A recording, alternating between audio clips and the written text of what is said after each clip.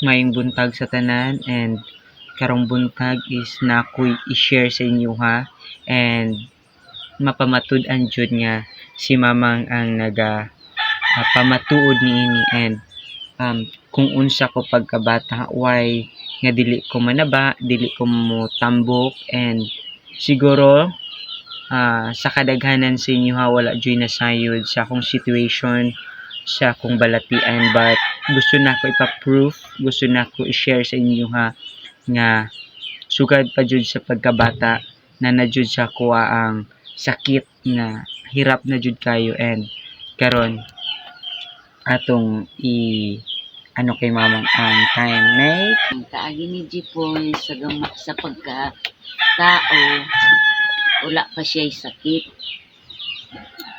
Pero niwang kaayo, walay pagkatambok pagkabata.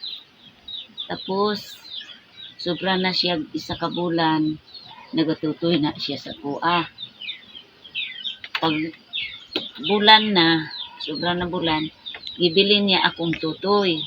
Dili na siya magtutoy sa kuha, gimix na mo. Hapit na siya mapatay sa isa ka bulan, paadtog 2 ka bulan. Di na siya mututoy.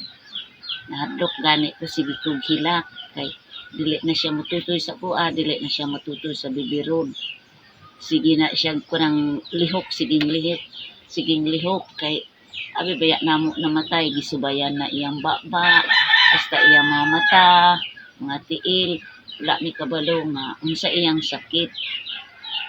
Wala gyud na siya kaagi ingon nga dad-o na mong doktor, walang wala ni pobre gyud ni kaayo. Tapos akong gidad-an ang akong papa, gidala nako sa akong papa, gipatambal na uli-ulian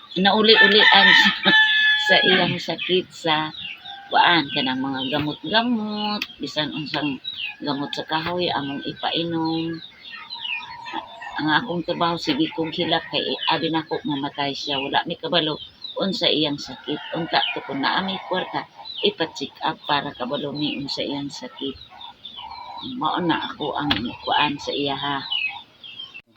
mao to akong life pagkabata, so lisod jud ang situation nako, but nagapasalamat ko kay God for the next life nga gihatag niya sa kuha. Gatagan jud ko niya taas pa nga kinabuhi. Angay jud na akong pasalamatan ang Ginoo, and angay jud na akong daygon ang Ginoo for the how many years nga nag-antos ko sukad pagkabata, and until now nag-antos lang gyapon ko tungod sa balatian, but wala jud ko nag-stop sa salig pagtuo sa Ginoo. And tung nag-age pud ko as 11 years old, maingon nimo coma, and wala ako kabalo, and bisan unsa ang akong situation, pero ang Ginoo lang gyud ang akong gipasalamatan sa tanan, and mo lang nagdagang salamat.